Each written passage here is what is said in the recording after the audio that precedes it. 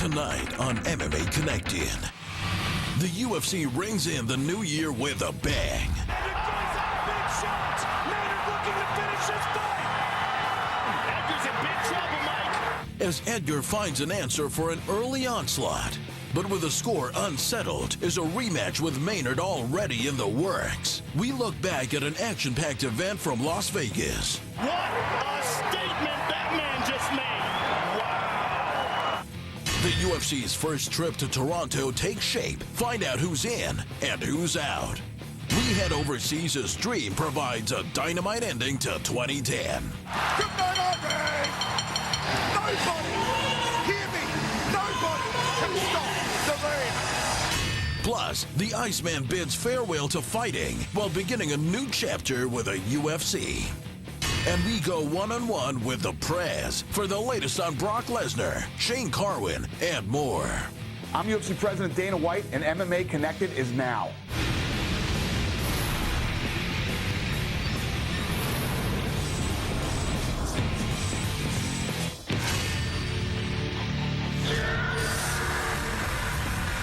Happy New Year to you and yours. Welcome to MMA Connected, Canada's #1 MMA show. We've got the latest on the UFC's debut in Toronto. But first, the organization kicked off 2011 with a knockout event at the MGM Grand Garden Arena, which was highlighted by a controversial decision in the headliner, something we here at Rogers Sportsnet will endeavor to clarify. Ultimate Recap. The main event was a rematch 3 years in the making as lightweight champion Frankie, the Answer Edgar, was looking to avenge the only loss on his record, handed to him in April of 2008 by the bully Gray Maynard. And in the opening round, the challenger was moments away from achieving a lifelong dream. Frankie tried to spin out the trouble. Maynard chased him down. Gray Maynard hammering out Frankie Edgar. And it goes out, big shot. Maynard looking to finish his fight. Edgar's in big trouble, Mike. He's trying to get back to his feet, but Gray's not letting him. He nailed him again and again. Big start for Gray Maynard. Amazing that Frankie Edgar was able to recover from that at all. Despite Maynard throwing 47 punches and landing 25 of them flush, Edgar was able to survive, but was down on my unofficial scorecard 10-7. In true championship form, Edgar would rebound swiftly, taking round 2 by outstriking Maynard 21-6, stuffing 2 of his takedown attempts while landing 1 of his own.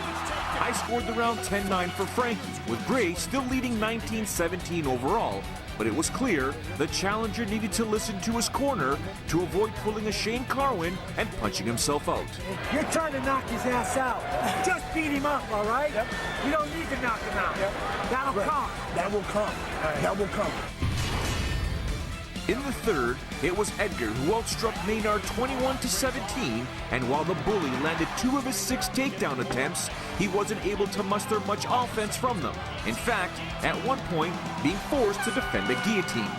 I scored the round 10-9 for Edgar, with Maynard still leading 28-27, with the bout heading into the championship rounds.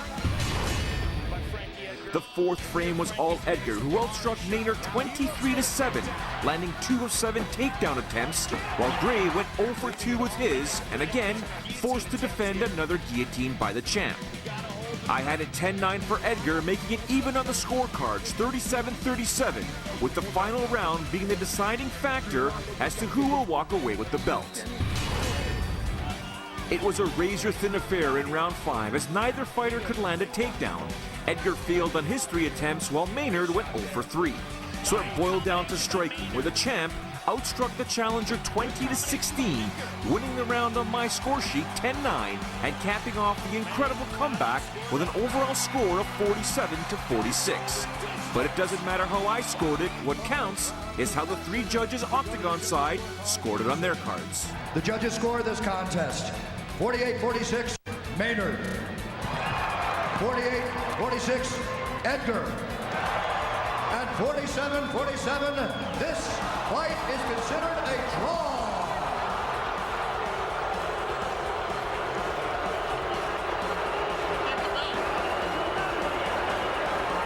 I got hit with a big shot. He came out strong, did a good job, but I bounced back. You know, I felt I won the last 4 rounds.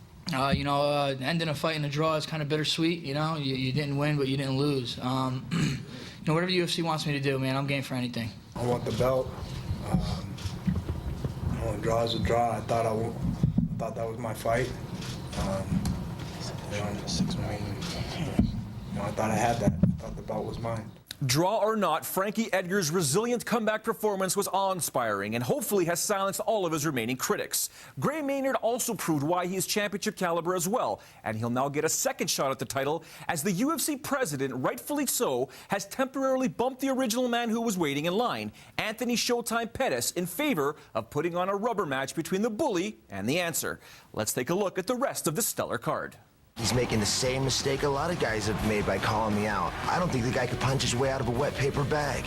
That was Chris Lieben prior to the fight, and his opponent, All-American Brian Stann, would do a rock-solid job proving the crippler wrong. Big powerful punch on Lieben. Stann to the body. Continuous onslaught.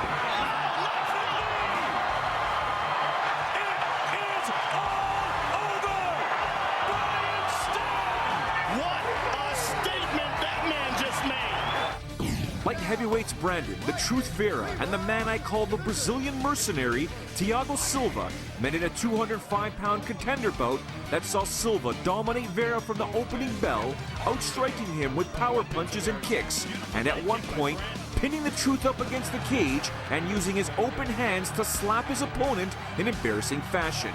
While Silva won the fight by unanimous judges' decision, breaking Vera's nose in the process, there was one detractor who completely disagreed with his technique.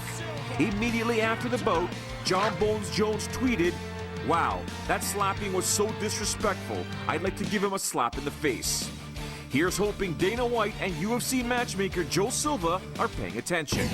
A welterweight battle between American Nate Diaz and South Korea's Dong-Young Kim saw the stun gun out-grapple the Cesar Gracie brown belt, winning 2 rounds to 1, earning a unanimous judge's decision. Coming off a thrilling knockout victory over Tyson Griffin, the Fireball Kid Takanori Gomi was hoping to use Clay Guida as a stepping stone of the lightweight rankings, but the Carpenter would have none of that, as he outworked the Japanese MMA legend who just could not keep up with Guida's pace, eventually falling prey to a one-arm guillotine finish at 4:27 of the second round. What was supposed to be featherweight Josh Grisby's validation fight to prove that he deserved to face champion Jose Aldo next turned into a New Year's disaster inside the cage as heavy underdog Dustin Poirier manhandled him for all 3 rounds, winning his octagon debut by unanimous judge's decision. In the middleweight tilt, 25-fight veteran Phil, the New York Badass Baroni, showcased once again his peculiar inability to go more than 1 round, as Brad Tavares would rebound from being hurt early, making quick work of Baroni, knocking him out in just 4 minutes and 20 seconds, improving his undefeated MMA record to 7-0. As for Marcus Davis's debut in the lightweight division, well, Jeremy Stevens put a thunderous end to that in the 3rd round.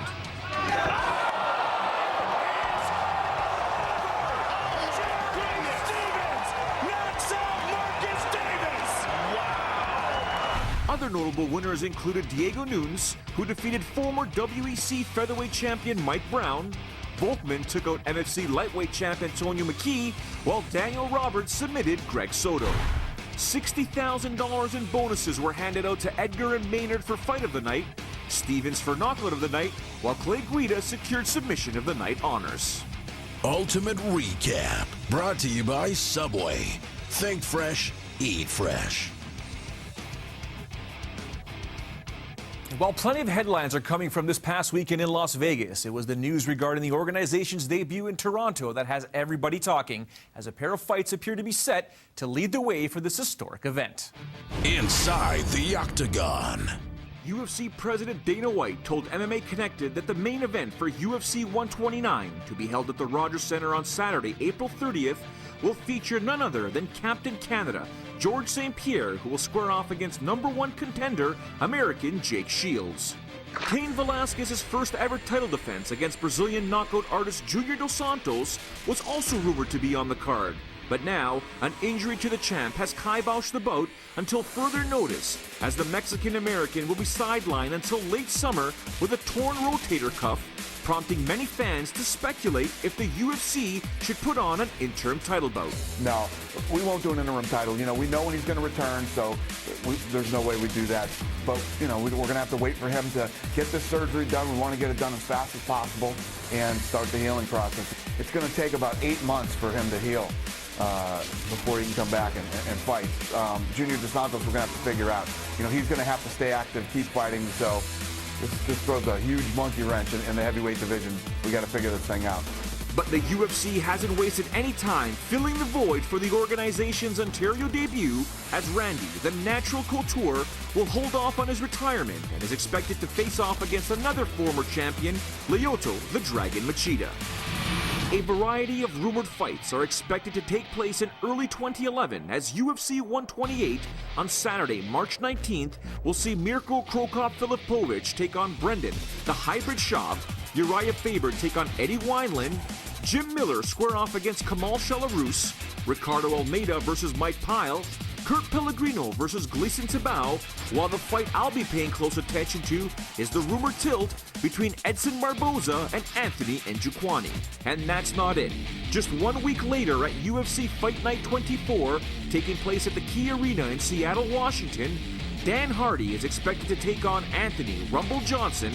Amir Sadala will bang with Dwayne Ludwig, while Alex Caceres, also known as Bruce Leroy, will face off against Mackin Semerzier. Strikeforce recently locked in 2 of their marquee stars, as ruthless Robbie Lawler has re-upped with the organization in a multi-year deal, while welterweight champion Nick Diaz has done the same, all but extinguishing any hope of ever seeing a bout between the Stockton, California native and the man he consistently calls out, the aforementioned UFC welterweight champion George Rush St. Pierre. And that's just a small sample of some of the news that made headlines this past week. If you want more, visit sportsnet.ca/MMA and be sure to check out the latest features, including fighter bios and the latest MMA stats.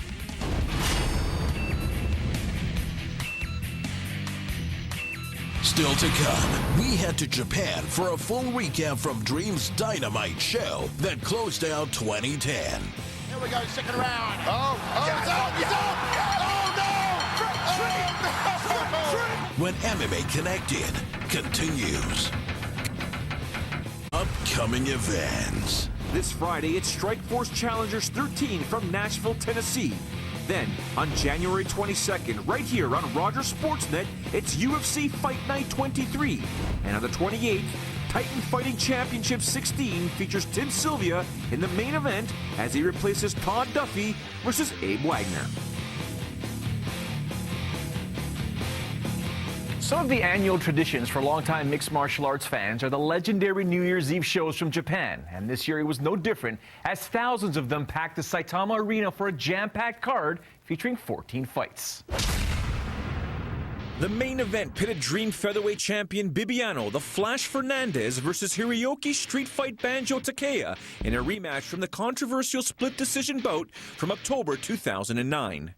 In their original fight, Fernandez, a Brazilian who now resides in Langley, BC, was the one who emerged victorious. But this time around, it was the Japanese featherweight sensation who was able to patiently dissect his opponent until the final moments of the last round, where he was able to convince the judges that his ground and pound was enough to make Takeya the new Dream Featherweight champion. The co-main event pitted 2 of the world's best lightweights against one another, as Japan's Tatsuya the Crusher Kawajiri took on American Josh the Punk Thompson. To many, Kawajiri was the last link to a fading generation of Japanese MMA fighters at 155 pounds who once ruled the division in undisputed fashion. And he continued to showcase why he is one of the best lightweights in the game today, as he controlled Thompson from the opening bell, showcasing his exceptional takedowns and grappling acumen, pulling off a unanimous judge's decision and a victory that will now hopefully see him compete stateside under the Strikeforce Mixed Martial Arts banner. In what many are describing as an embarrassment to MMA, lightweight Shinya Aoki took on K1's Yuichiro Nakashima in a special split-round bout that saw the first frame under kickboxing rules while the second under MMA rules. As the fight got underway, Aoki did everything possible to avoid engaging with Nakashima, often breaking the rules, but a strategy that saw him survive the full 3 minutes. Having now taken the fight to his domain, Aoki would now have to wonder if Nakashima would do the same, but it didn't take long to prove this theory wrong. Here we go, second round. Oh, it's out, it's out. Oh, no!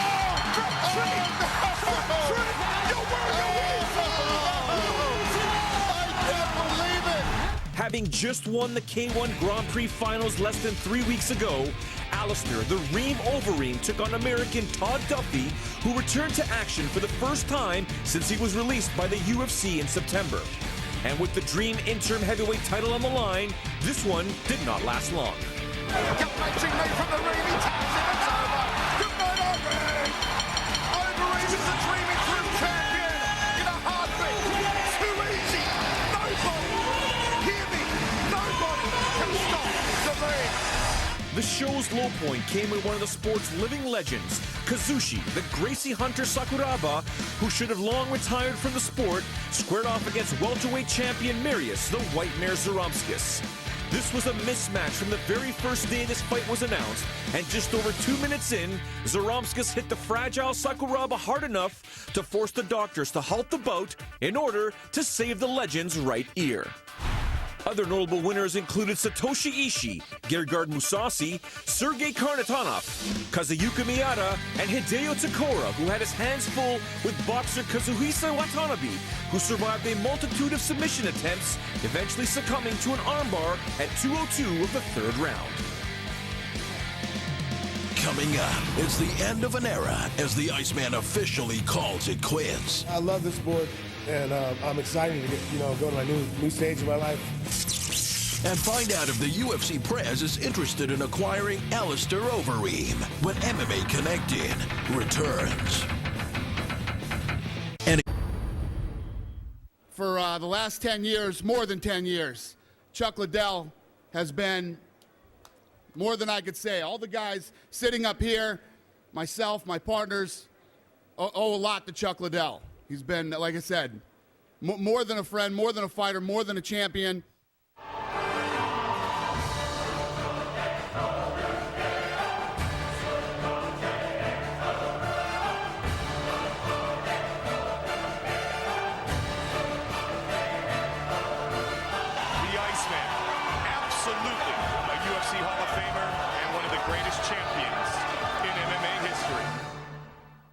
And I'm here today with my partner Lorenzo Fertitta to announce his retirement.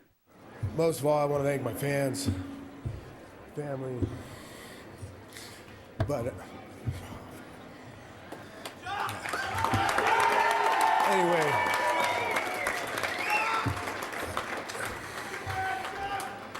I love this sport, and I'm excited to get go to my new stage in my life, and keep promoting the best sport in the world.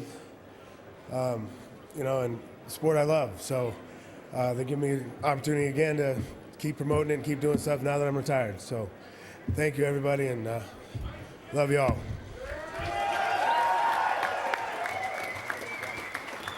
During the pre-fight festivities for UFC 125, an emotional Chuck Liddell announced his retirement from fighting, but also a new beginning as he assumes the role of Executive Vice President of Business Development for the Ultimate Fighting Championship.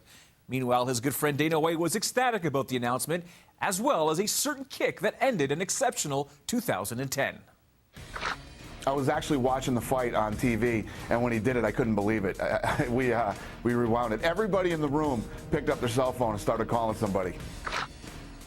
No, we have not talked. He is, he's been hunting. He's been spending some time with his family, and he and I have not talked yet.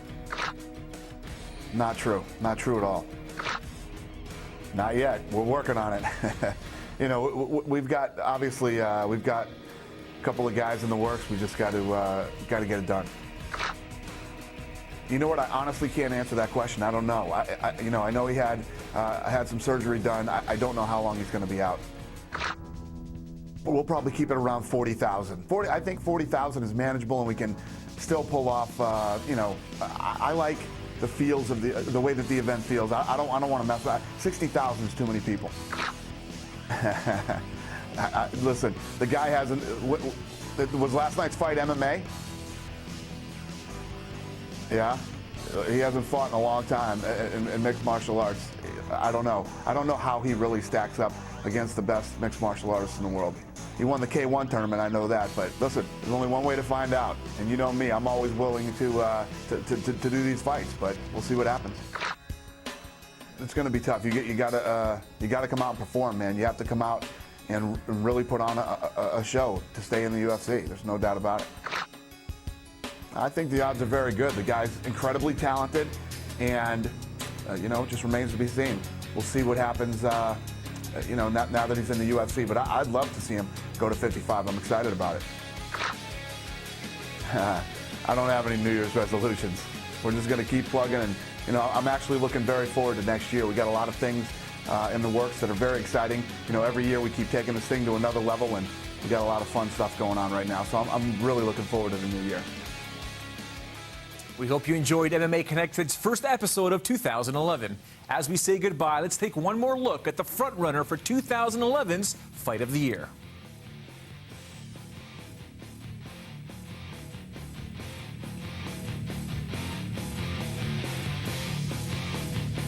Frankie Edgar, Gray Maynard for the UFC lightweight title. Here we go!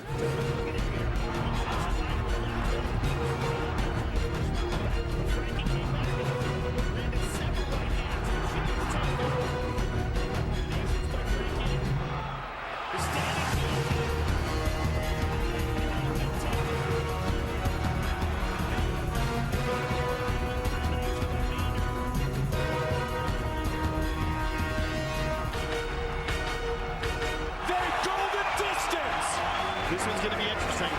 This fight is considered a draw. I think everybody would like to see that again.